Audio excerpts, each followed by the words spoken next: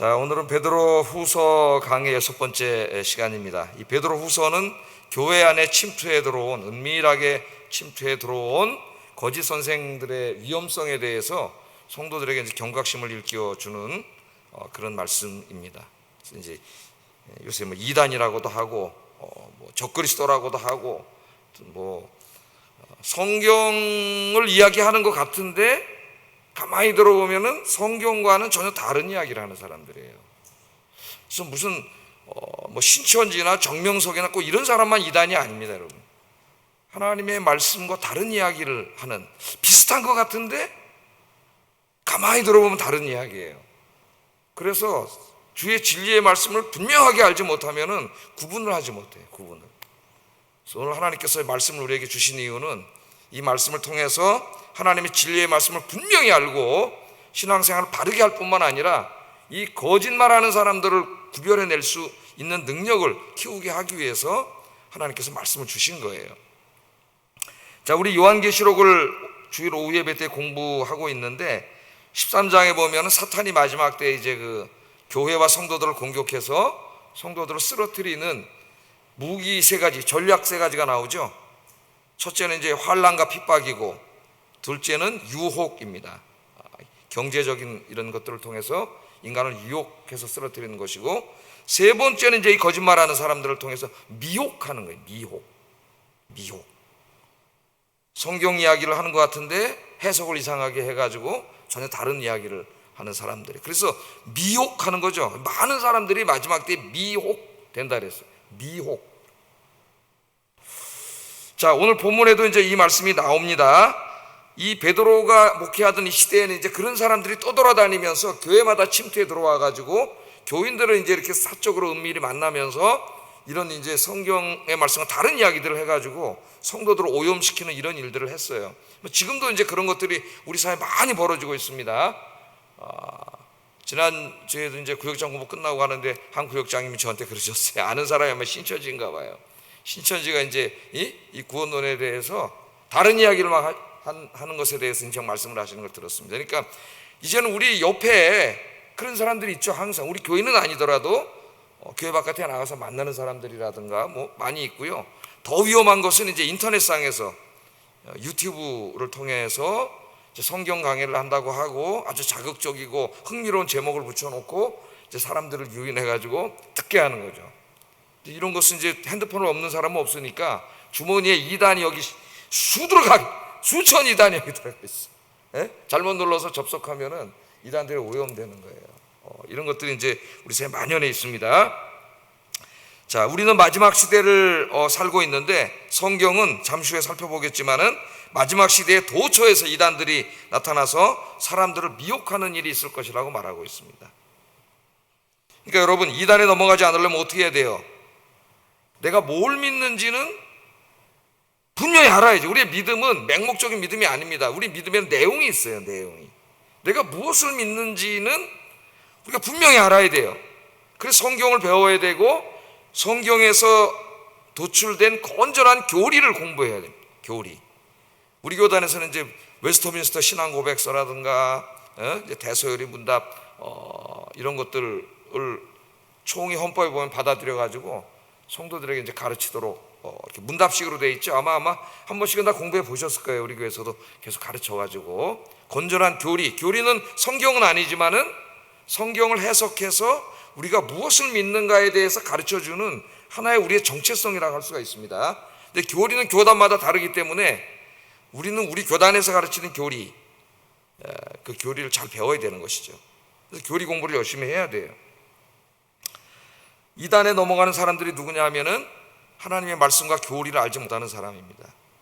미혹하는 자들이 비슷한 얘기를 하면서 이제 결론적으로는 정통교회에서 가르치는 것을 깨부시고 이상한 것을 가르치기 때문에 우리 정신을 차려야 돼요. 제가 한번 그 이단에 대해서 얘기할 때 그 비유로 그런 얘기를 한 적이 있습니다. 이제 은행 직원들 중에서 그 위조 지폐를 구분해내는 그런 사람들을 이제 훈련시키는데 3주 교육 과정을 이제 가서 훈련을 받는데, 그래서 하여튼 이 세상에 존재하는 위조 지폐는 다 볼 줄 알았다 그래. 자기 어떤 사람이 얘기하는데, 근데 3주 동안 한 번도 위조 지폐를 본 적이 없대요. 계속 뭐만 보여주냐면 진짜 돈만 세밀하게 들여다봐가지고 그 특징 하나하나를 다 눈 감으면 다 눈에 보이도록 그것만 3주 동안 가르친다면 이 위조 지폐 한 장도 본 적이 없대요. 위조 지폐는 뭐 수백 가지일 텐데 그걸 다 봐서 어떻게 보겠어요. 진짜 돈이 어떤 특징이 있는가를 3주 동안 공부했는데 놀라운 거는 그 교육을 받고 와서 이제 앉아있다가 위조 지폐를 딱 보잖아요. 한눈에 딱 보인대. 한눈에. 왜? 진짜 돈을 3주 동안 보면서 그 특징을 딱 완전히 익혔기 때문에 그것과 다른 거는 한눈에 보이는 거예요. 한눈에. 그래서 2단을 공부하는데 막 2단이 수백 개인데 그걸 다 가르쳐 주세요. 그럴 필요가 없어요, 여러분. 하나님의 말씀을 교리를 내가 분명하게 정확하게 알면은 2단들은 그냥 탁탁탁 보여요. 우리 아영교 성도님들은 보이죠? 예, 제가 엄청나게 가르치고 설교할 때도 하여튼 나오기만 하면은 제가 교리를 가르쳐요. 설교하면서도 특별히 수요일 날은 교리를 상당히 많이 가르칩니다. 오늘도 또 가르칠 거예요, 교리를. 그래서 그냥 적용해가지고 뭐 그냥 이런 것만 하지 않고 저는 이 중요한 교리를 계속 설교해서 가르쳐요. 난 가르쳐야 된다고 봅니다. 이 말씀이 중요해요. 그래서 결국 이제 요한계시록 마지막 성경 1장 3절에 하나님이 이렇게 말했습니다. 마지막 시대를 사는 우리들에게 이렇게 말씀하셨어요. 요한계시록 1장 3절. 요한계시록 1장 3절. 딱딱 좀 맞춰서 정신 바짝 차리고 좀 이렇게 딱딱 나오겠습니다. 읽어보겠습니다. 시작.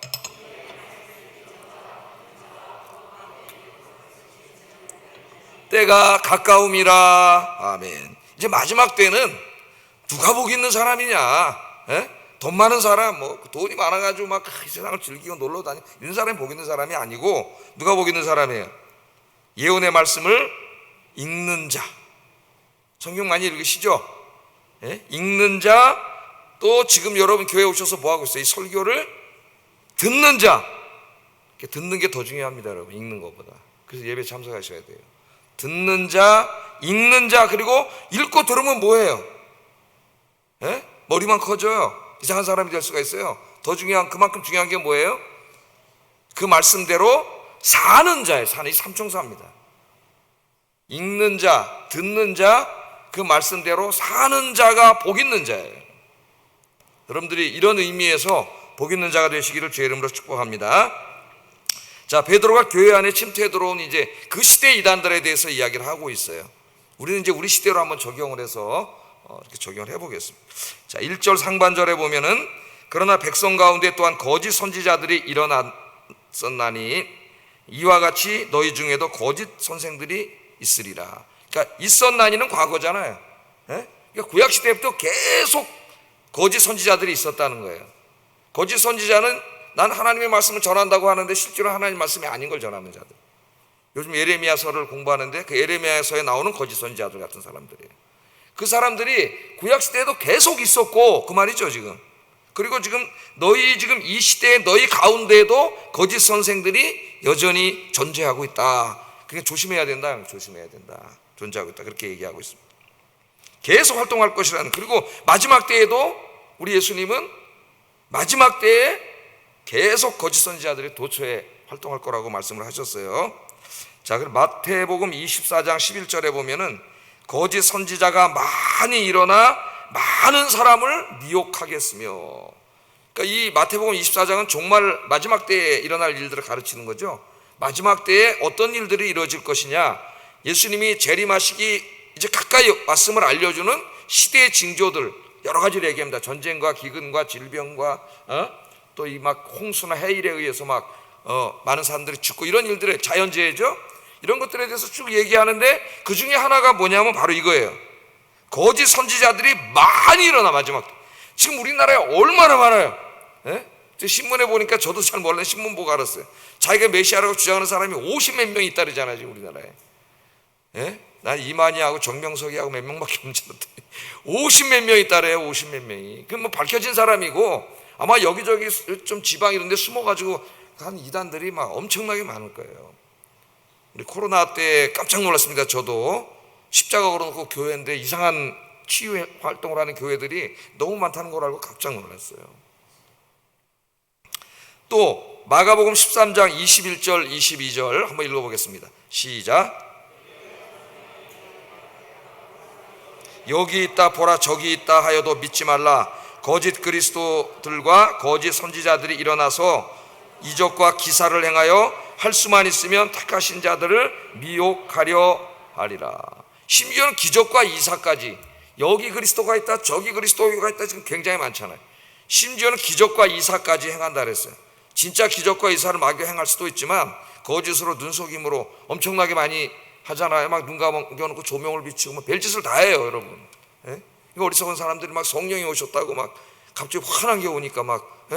막 소리를 지르고 막 이런 비이성적이고, 하나님은 이성적인 분이신데 비이성적인 이런 이 안타까운 데 빠진 사람들이 굉장히 많이 있는 것이죠. 이런 사람들이 굉장히 많이 나타나서 뭐라 그래요? 할 수만 있으면 택하신 자들, 여러분들입니다. 택하신 자들도 미혹하려고 한다 그랬어요. 미혹하려고. 지금 마귀가 아니까 지금 눈에 불을 켜고 택하신 하나님의 백성들도 미혹하려고 그 졸개들을 지금 쫙 풀어 우리 주변에 넘쳐나고 있습니다. 넘쳐나고 있어요. 제가 옛날에 코로나 전에는 시장 전도 다니다가 어느 가게 들어갔다가 한번 그 얘기 하신 적 있죠. 아줌마가 화가 나가지고 막 나가라고 막 떠밀고 막 보니까 전도관 아줌마도 거기 전도관 물건 팔고 있더라고. 근데 뭐 일부러 들어간 건 아니고 내 모르고 들어갔어요. 전도하라고. 그랬더니 잡아먹으려고 막 저 시장에 전도관 그게 있어요. 아마 아시는 분은 알 거예요.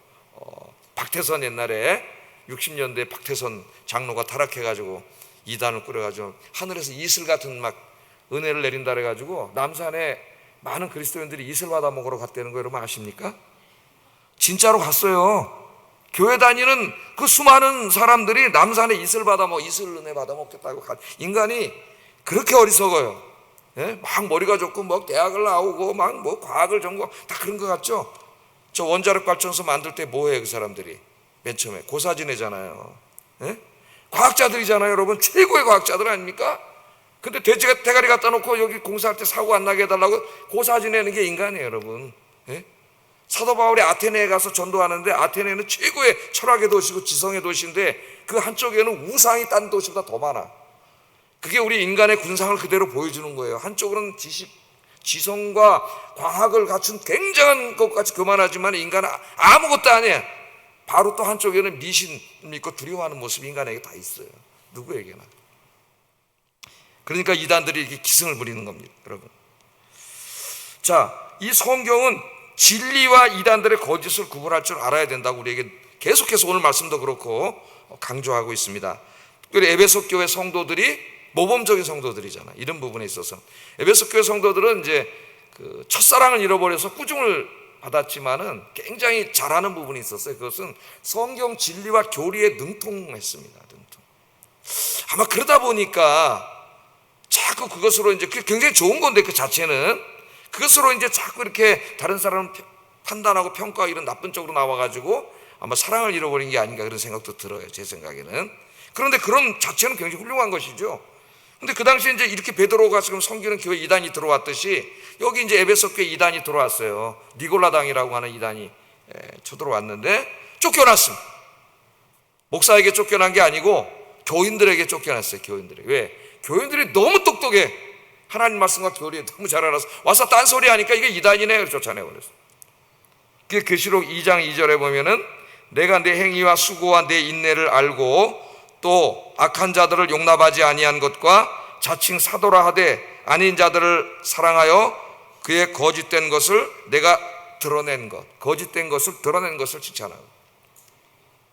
계시록 2장 6절에 오직 내가 이것이 있으니 내가 니골라당의 행위를 미워하는도다. 그 이단이죠, 초대교회. 이단들이 다 쫓겨났어요. 그 성도들이 너무 똑똑해서 배견할 수가 없었습니다. 우리 아영교회 성도들이 그런 성도들인 줄로 믿습니다.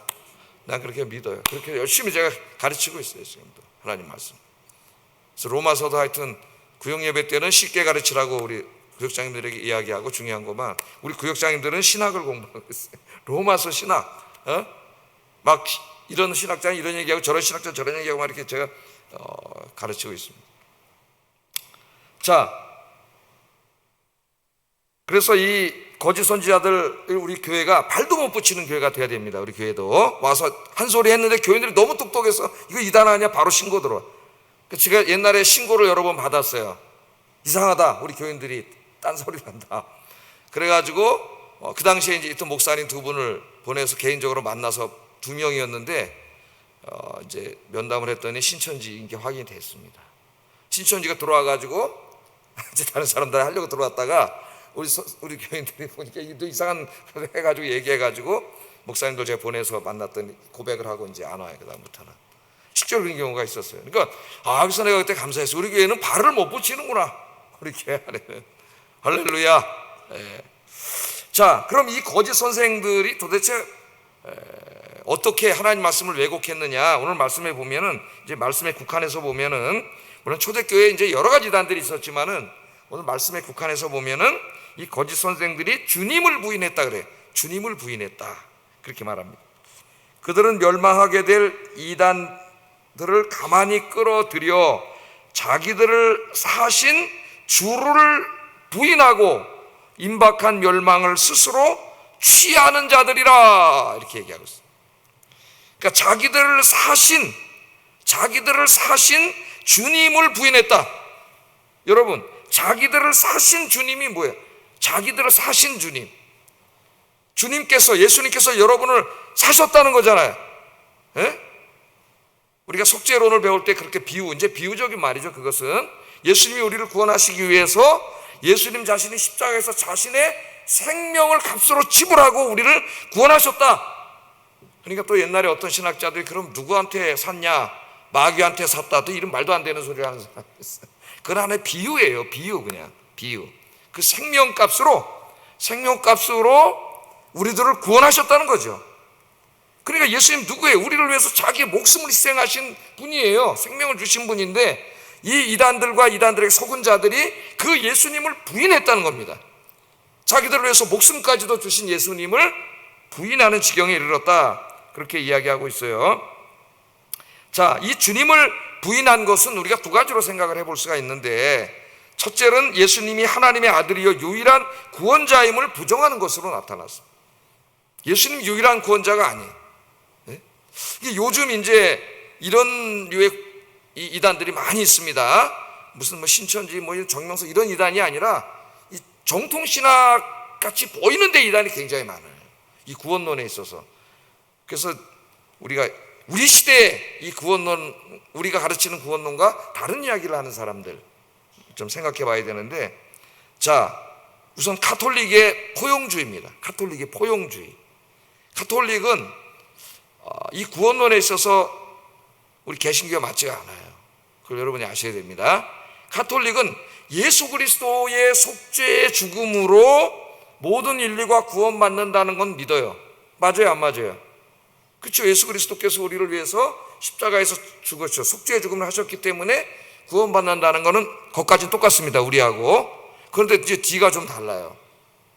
그렇기 때문에 예수님을 믿지 않는다 하더라도, 무슨 불교의 성철 스님처럼, 또 이슬람교를 믿어도 어떤 위대한 사람인 것처럼, 또는 소크라테스처럼 훌륭한 철학자인 사람들, 이런 분들 있잖아요. 예수는 믿지 않지만 굉장히 도덕적이고 양심적으로 살았던 그 사람들은 구원받는다는 거예요. 예수를 안 믿었어도 예수님의 공로로 구원받는다 그래요. 그러니까 이상하죠. 미혹이 되겠어요, 안 되겠어요? 예수님의 공로로 양심적으로 도덕적으로 산 그런 사람들은 구원을 받는다. 맞아요, 안 맞아요? 예수 안 믿어도. 틀려요, 여러분. 주 예수를 믿으라. 그리하면 너와 내 집이 구원을 얻으리라. 그렇게 성경이 이야기하고 있지. 예수님께서 구원을 이루셨기 때문에 너는 안 믿어도 양심적으로 도덕적으로만 살면 구원을 얻으리라. 그렇게 얘기했습니까, 성경이? 속으면 안 돼요. 그래서 이제 가톨릭에서 이제 부처님 오신 날 절에 가서 같이 하고 부활절에는 또 교회 가서 스님들이 하고 이런 이제 이루어지는 거예요, 여러분. 그런 곳에서 이제 칼 라너라고 하는 그 가톨릭 신학자가 1960년대에 이제 가톨릭 신학을 다시 집대성하면서 이렇게 이제 공로주의 구원, 이 종교개혁 때도 결국은 개신교로 종교개혁을 한 이유가 어디 있어요? 구원론 때문이죠. 구원론 때문에 루터가 이제 종교개혁을 일으킨 겁니다, 여러분. 지금 10월 마지막 주간이 종교개혁 주간인데 종교개혁 주간에 한번 저 종교개혁 특강을 할까 그런 생각도 있어요. 시간이 있을지는 모르지만은 어제 이제 앞으로 가을 사역을 계속 기도하면서 막 아이디어가 떠올라서 막 쓰다가 이제 그것도 하나 써놓긴 써놨어요. 근데 내가 다 이걸 시간이 있을까 그런 생각은 좀 가지고 있습니다만은, 자, 이 가톨릭의 포용주의를 조심해야 된다. 조심해야 된다. 근데 굉장히 비슷하기 때문에 조심해야 돼. 예수님의 십자가의 은혜로 우리 모두는 구원받습니다. 그러나 예수님이 구원을 이루셨기 때문에 예수님을 꼭 믿지는 않아도 양심적으로 도덕적으로 산 사람들은 다 구원받습니다. 자, 이렇게 이제 포용주의, 잘못됐다는 거예요. 속으면 안 됩니다.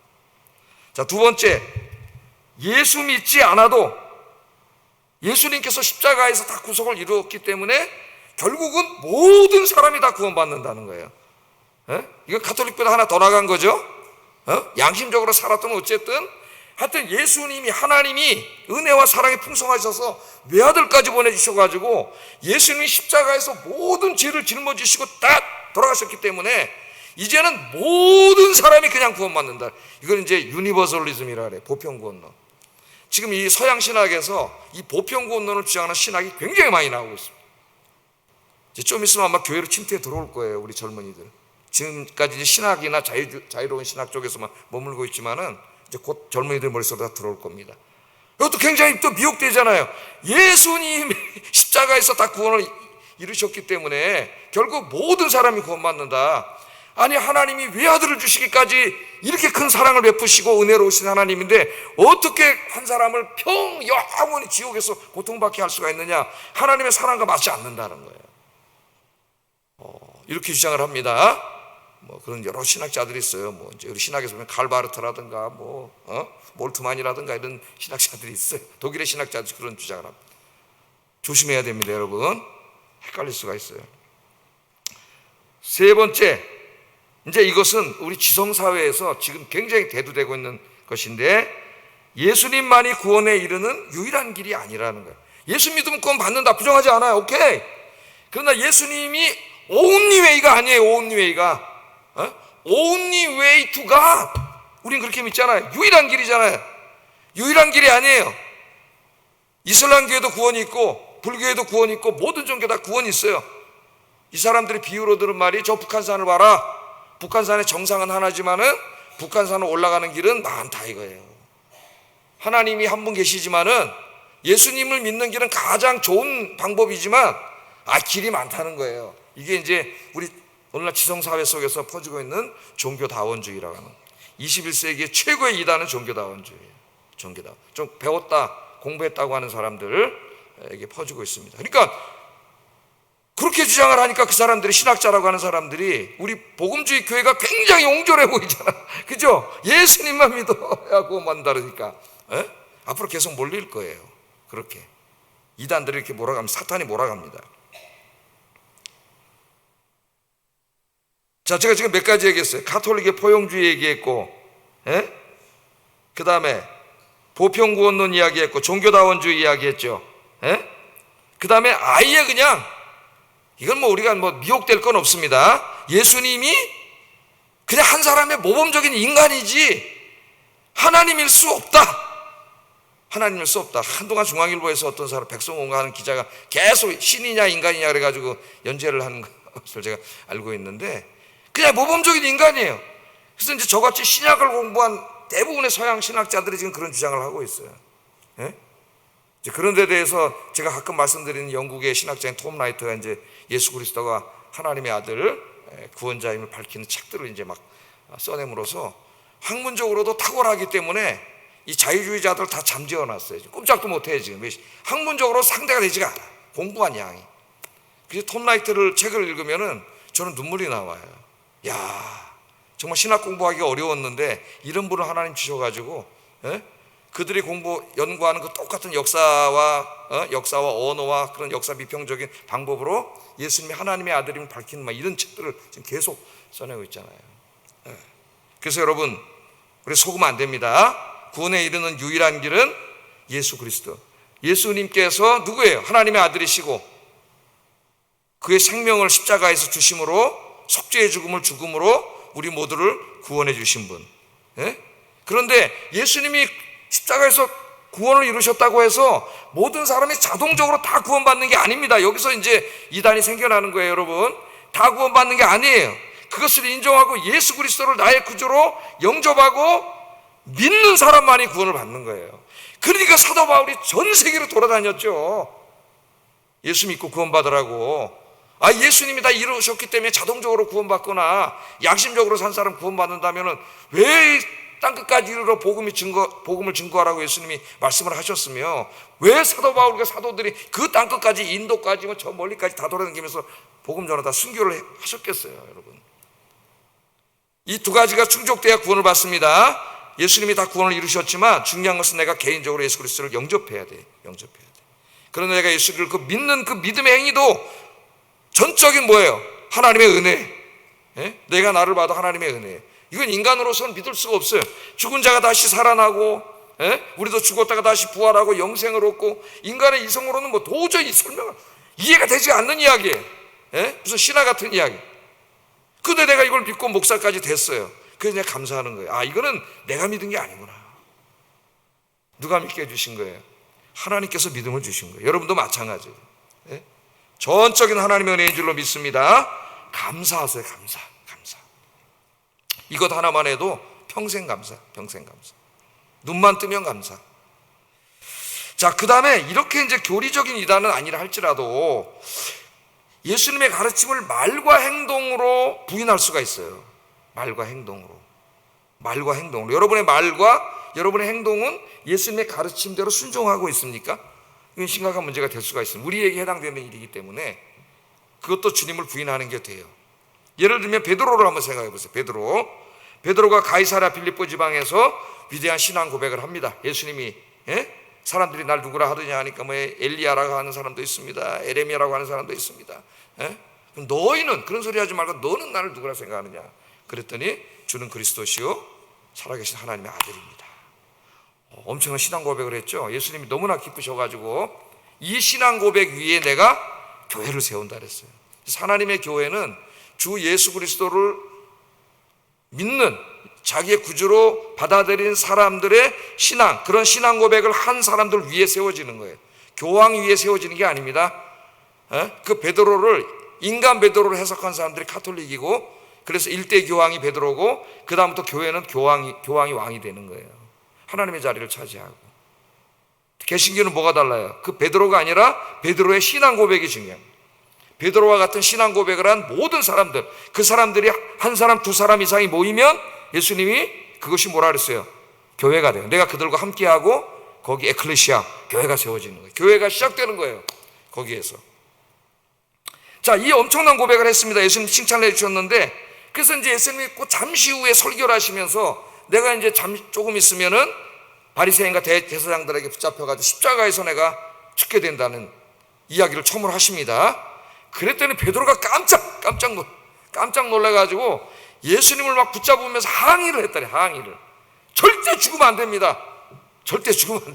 항의를 했어요. 예수님 십자가에 죽으셔야 자기가 구원받는데. 이 베드로가 예수를 붙들고 16장 32절에 보면 항변했다. 항의했다 그랬어요. 그러니까 베드로는 예수님이 죽는다, 메시아가 죽는다는 생각을 해본 적이 없어요. 메시아는 강력한 하나님의 아들로서 이제 군사를 모아가지고 저 로마 제국을 무너뜨리고 여기 이스라엘의 중심이 되는 하나님 나라를 세울 거라고 생각을 했죠. 그래서 그 하나님 나라가 이루어지면 자기가 이제 영의정 해먹으려고 국무총리 하려고 그랬던 거 아닙니까? 그래서 싸웠잖아요. 지네끼리. 왜 네가 이 인자냐 내가 이 인자하고 이 싸웠다고. 제자들이 다 똑같아요. 근데 예수님이 십자가에서 죽는다 그러니까 깜짝 놀란 거예요. 예수님은 칼을 통해서가 아니라 십자가에서 죽으심으로, 자기의 생명을 주심으로 하나님 나라를 이룬다는 사실을 알지 못했어요. 오늘 많은 사람들이 그걸 착각하고 있습니다. 교회는 힘으로 하는 곳이 아니에요. 자기 희생과 자기 십자가를 짐으로 이 세상을 변화시키죠. 그래서 안 된다고 막 잡았더니 예수님이 사탄아 물러가라 그렇게 얘기했죠. 마가복음 9장 33절 마가복음 버전으로 한번 읽어보겠습니다. 시작.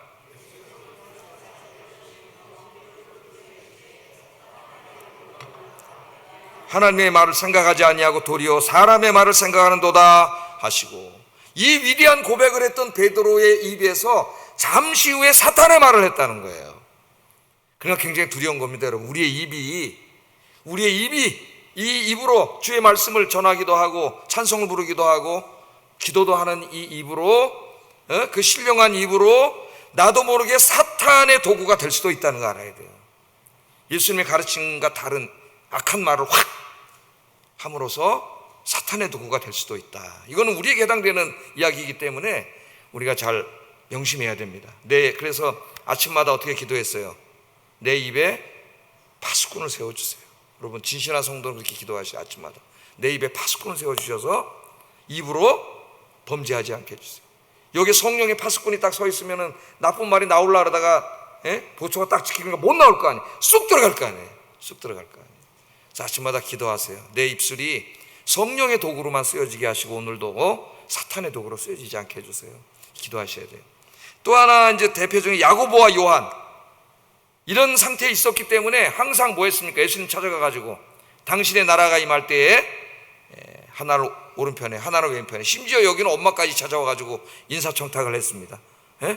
인사청탁하면 요새 같으면 감방 가는데 인사청탁까지 했어요. 그러니까 그게 이루어질 거라고 확실한 거예요. 로마를 무너뜨리고 그 이스라엘이 세워질 거라고.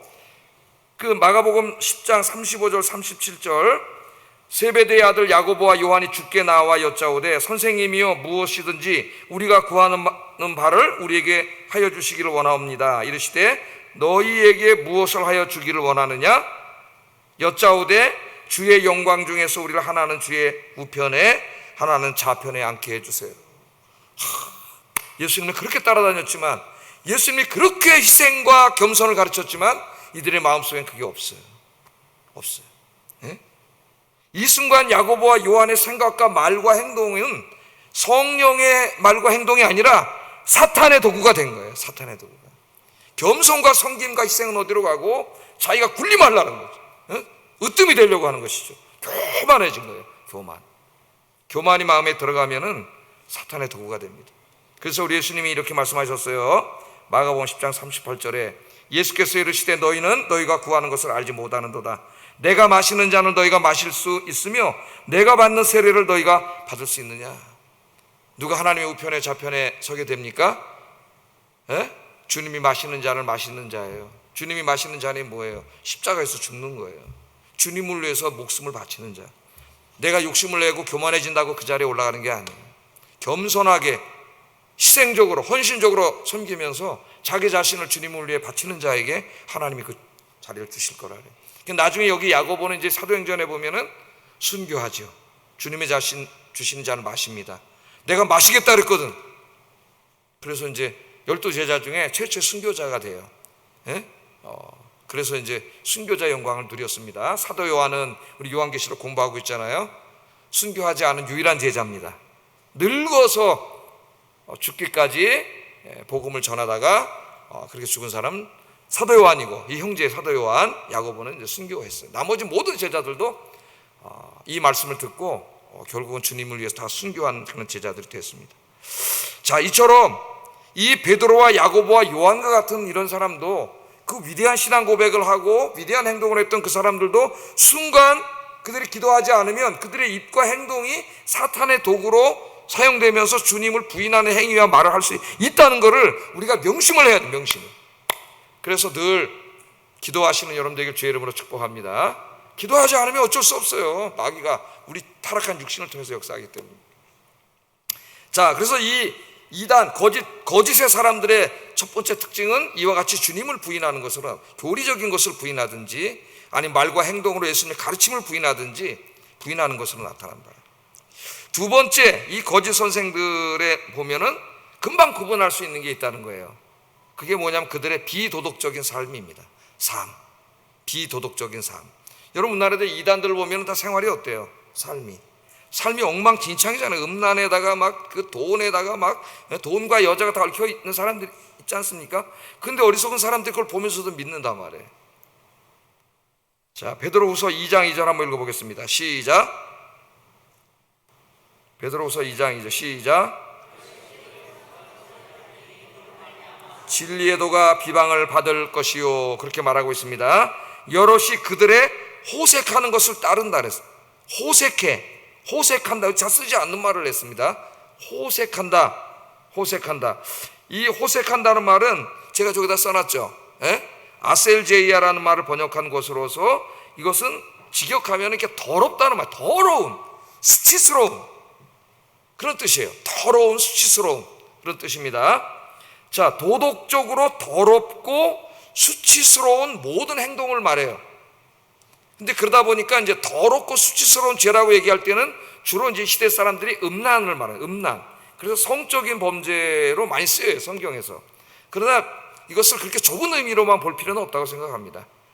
이제 성적인 그 음란함이 주겠지만은 도덕적으로 더럽고 추악스러운 수치스러운 모든 죄악이에요. 그러니까 그들이 자기들이 올바른 선생이라고 이야기하지만 그들이 삶을 가만히 보면 도덕적으로 더럽고 수치스러운 삶을 살아. 선생들이 하는 자가 그렇게 살아가니까 그 사람들을 따라갔던 사람들도 다 그렇게 똑같이 살아서 하나님의 영광을 가리고 있다고 베드로가 한탄을 그렇게 하고 있습니다. 하나님의 이름이 모독을 받는다 그렇게 말씀하고 있죠. 자, 가짜들의 특징은 그 삶을 숨길 수가 없어요. 나무 열매를 보면은 뭘 알아요? 나무를 보면은 열매를 보면 나무를 알지. 열매를 보면 열매는 숨길 수가 없어요. 그게 가짜이기 때문에 그게 드러날 수밖에 없는 거예요. 여러분 진짜 예수 그리스도를 믿고 구원을 믿고 영생과 부활을 믿으면 도덕적으로 이렇게 더럽고 수치스러운 삶을, 음란한 삶을 살 수가 없어요. 왜? 그렇게 살면은 지옥 가기 때문에. 그러나 이 사람들 말로는 하나님을 얘기하지만은 이 사람들이 무슨 하나님 믿지 않는 걸 보여주는 거예요. 구원도 믿지 않고 영생도 믿지 않고 부활도 믿지 않고 천국도 믿지 않고 그걸 믿지 않아. 이 사람 내세는 믿지 않아요. 믿는다 그러지만 믿지 않으니까 이렇게 사는 거예요. 왜? 그거 죽음으로 끝난다고 생각하는 사람들이 뭐가 두렵겠습니까? 그러나 이 사람들이 진짜라면 그렇게 살 수 없는 거예요. 왜? 우리가 죽어서 하나님 앞에 서게 될 날이 있다는 걸 알잖아요. 그래서 이 천국과 영생과 부활에 대한 신앙은 오늘 우리의 여기에서의 도덕적인 삶과 밀접한 연관성을 가져요. 밀접한 연관성. 그 삶이 그렇게 비도덕적인 더럽고 추잡한 삶을 사는 사람은 그 사람이 영생과 부활과 구원을 믿지 않는 사람, 하나님 믿지 않는 사람, 가짜예요. 가짜. 그 삶이, 그 열매가 그 사람이 가짜임을 보여줍니다. 속지 마세요, 여러분. 가짜임을 보여줘요. 그래서 우리 그리스도인들 진짜는 어때요? 완전하지는 않지만 어때요?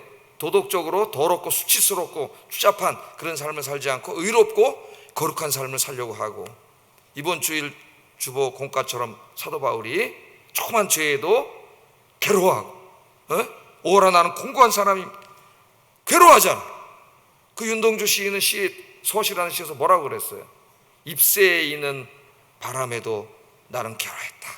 그 잎새에 있는 바람, 그 느껴지다는 조그만 거기에도 하나님을 믿는 사람으로서 윤동주 씨는 괴로워했다는, 괴로워, 죄에 대해서 민감하고 괴로워한 그 사람이 진짜예요. 진짜 그리스도. 여러분 진짜입니까 가짜입니까? 진짜 그리스도인인 줄로 믿습니다. 그래도 우리가 양심은 있어서 진짜라고 말은 참아 못하고 부족하니까 우리가 늘 기도하지만은, 진짜는 죄를 줘도 인간의 연약함 때문에 죄를 줄 수 있겠지만은 괴롭죠. 고통스럽고 회개하게 돼요, 하나님 앞에. 가짜는 양심의 가책이 없어요. 계속 그 짓을 해요. 우리 아영교인들은 진짜가 되시기를 주의 이름으로 축복합니다. 마지막으로 이 거짓 선생들의 특징은 뭐냐면은, 자, 여기 이 얘기를 하고 있는데, 거짓 선생들이 세상적인 탐심으로 가득 차서 하나님이 주신 면류관을 바라보는 사람들이 아니라, 그 거짓 선생들이 세상적인 탐심으로 가득 차서 사람들로부터 인기와 명예와 돈을 받아내려고 하는 설교를 한다는 거예요. 3절에 나옵니다. 3절.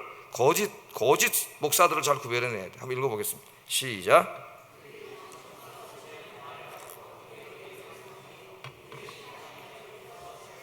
그들의 멸망은 잠들지 아니하느니라. 그들의 탐심으로써 지어낸 말을 가지고, 이게 중요합니다. 하나님의 말씀이 아니에요. 하나님의 말씀을 전하겠습니다. 강단에 섰는데 하나님의 말씀이 아니고 지어낸 말을 해. 지가 탐심이 있어요, 이 마음에. 이 설교를 해서 어떻게 사람들도 끌어모으고 돈도 헌금도 더 많이 끌어모으고 이래가지고 이것으로 자기의 명예도 높이고 부와 명예를 높이고 인기도 올라가고 이런 탐심으로써 자기가 지어낸 말을 한다는 거예요. 참 설교를 하려면 성서를 열심히 연구하고 공부하고 기도하면서 하나님이 정말 오늘 읽은 베드로후서 2장 1절 3절을 통해 무슨 말씀을 하셨는지를 밝혀내야 되는데 그런데 관심이 없고 대충 읽어가지고 지어낸 말을 자기가 한다. 지어낸 말을 그런 설교를 한다는 거예요. 이게 가장 대표적인 게 오늘날 미국의 이제 북미 쪽 교회들에서 일어나고 있는 성공과 건강과 번영의 복음. 우리나라에도 지금 많이 이렇게 막 들어와 있고 책도 막 번역돼 있고 이 목사님들 책이 막 인기 지금 팔리고 있습니다. 예수 믿는 사람들 성공하고 잘 되고 돈도 많이 벌고 많이 실패하고 돈 못 벌면 다 저주받은 거라래요, 이 사람들이. 내도 돈도 없는데 저주받은 목사가 해버렸어요. 성공과 부와 복음. 하나님 믿는 사람은 성공하고 건강하고 번영하고 다 잘 된다. 그래서 십자가의 복음을 건강과 부의 복음으로 바꿔버렸어요. 목회자는 주님만 바라보고 가야 된다. 주님만. 십자가의 진리만 바라보고 가야 합니다. 사람들이 듣고 싶은 이야기가 아니라 사람들이 꼭 들어야 할 하나님의 말씀을 전해야 돼요. 설교를 하다 보면 유혹에 빠질 때가 있어요. 강해 설교를 안 하면은 하나님이 막 죄에 대해서 지적하고 책망하고 막 심판하고 이런 설교를 하기가 싫어져요. 솔직히 저도 하기 싫어요. 사람들이 안 좋아해. 진짜 안 좋아해요. 그래서 막 복 받고 돈 많이 벌고 막 건강하고 막 이런 설교만 본문만 뽑아가지고 설교하고 싶은 유혹이 들어요. 그래서 강해 설교를 해야 돼. 그러면 성경을 순서대로 강의하다 보면 거기 죄도나 죄에 대한 책망, 막 심판의 말씀이 다 나오잖아요. 이 말씀 다 들어야 되는데 그런 잘못에 빠질 수가 있습니다. 그러니까 성도들이 듣고 싶은 이야기, 저 사람 다음 주에 또 와야 되는데, 그래서 저 사람 듣기 좋은 얘기가 뭐예요? 예수 믿고 잘 되고 복 받고 돈 많이 벌고 건강하고 이 얘기 아닙니까? 물론 하나님이 하나님의 자녀들을 지켜주세요. 그걸 부정하자는 게 아니에요. 근데 거기에 목적이 있는 거죠. 그래서 사도 바울도 뭐라 그랬냐면은 설교할 때 내가 사람에게 좋게 하랴 하나님께 좋게 하랴. 내가 사람에게 좋게 하는 것을 구했다면은 하나님의 종이 아니라 하나님의 종이 아니라. 갈라디아서 읽어보겠습니다. 시작. 하나님께 좋게 하랴 사람들에게 기쁨을 구하랴. 내가 지금까지 사람들의 기쁨을 구하였다면 그리스도의 종이 아니라. 갈라디 1장 11절일 겁니다. 11절이나 10절이나 모르겠어요. 하나가 컴퓨터로 톡 치다가 보면 하나가 지워질 때가 있어요. 저 지워져 버렸네. 건절에 신변자를 찾아보세요. 죄송합니다. 내가 이제까지 설교를 하면서 사람들에게 기쁨을 구했다면 난 하나님의 종이 아니라. 그러니까 사람을 보고 설교한 게 아니라 하나님의 말씀을 전한 거죠. 근데 최근에 이제 미국에서부터 이렇게 나오는 게 뭐냐, 구도자 예배를 드린다 이런 얘기를 하면서 마케팅 원리를 받아들여 가지고 교회에 온 사람들의 욕구를 충족시켜 줘야 된다. 이제 이런 식으로 목회 방향이 바뀌어 가지고 한동안 그러다 이제 좀 비판을 받고 그러면서 조금 좀 잠잠해졌는데 아직도 그런 게 굉장히 심합니다. 물건을 팔으려면은 소비자들의 구매 욕구를 알아야 되잖아요. 그러니까 소비자 중심이 돼야 된다는 거예요. 그 말이 어느 정도 맞아요. 교회 처음 오는 사람들을 이렇게 이제 환경을 잘 생각해보고 교회 적응할 수 있도록 도와줘야 된다는 말은 맞지만 잘못하면은 이 교회의 모든 사역이 하나님의 말씀을 전하는 사역이 아니라 사람들의 비위를 맞추는 사역으로 타락해 버릴 수가 있어요. 굉장히 위험한 일이 되어버릴 수가 있습니다. 그래서 새로 오는 사람들을 신앙생활 잘 적응하도록 도와줘야 되는 것은 중요해요. 그런 일을 우리가 해야 됩니다. 신경을 쓰고. 그러나 핵심은 하나님의 말씀을 전하는 게 된다. 하나님의 말씀을. 또 이것은 목사들에게만이 아니라 우리 성도님들에게도 마찬가지. 하나님의 말씀을 들으려고 그래야 되지 내가 듣고 싶은 얘기를 들으려고 그러면 안 됩니다.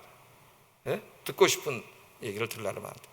여러분 이제 요즘 에레미야서로 다 거의 다 이제 맞춰가고 있는데 에레미야서에 그런 얘기가 나오죠. 두 부류의 선지자가 있었어요. 에레미야가 있었고 거짓 선지자가 있었습니다.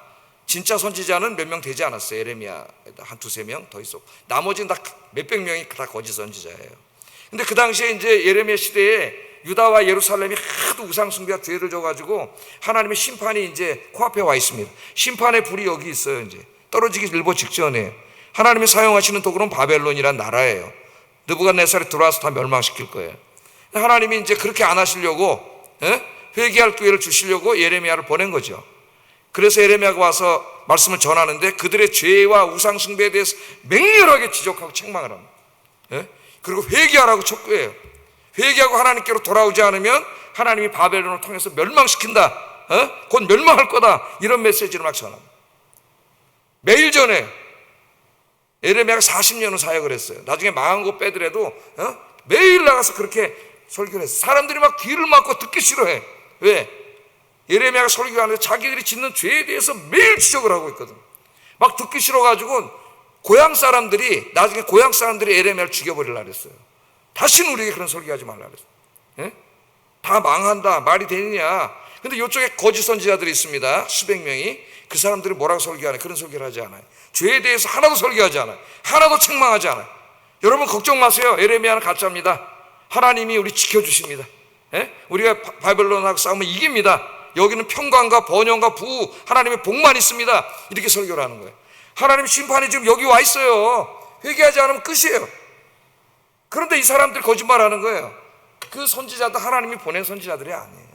사람들에게 잘 보여서, 또 권력자들에게 잘 보여서 인기가 막 올라가고, 명예가 막 생기고 막 이러려고 하는 선지자들의 거짓 선지자들.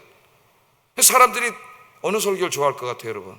매일 죄를 지적하고 책망하고 회개하라 그러고 심판이 임했다 그러고 이런 설교를 좋아할 것 같습니까? 아니면 하나님 지켜주신다, 돈 많이 번다, 잘 된다, 건강한다, 아무 문제 없다, 그런 설교 좋아할 것 같아요. 모든 사람들이 다 이 설교를 따라가는 거예요.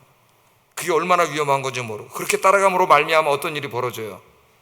회개할 기회를 잃어버렸어요. 예레미야 설교를 들어야 마지막으로 그들이 살 수 있는 길이었습니다. 하나님의 마지막 사랑의 길이었어요.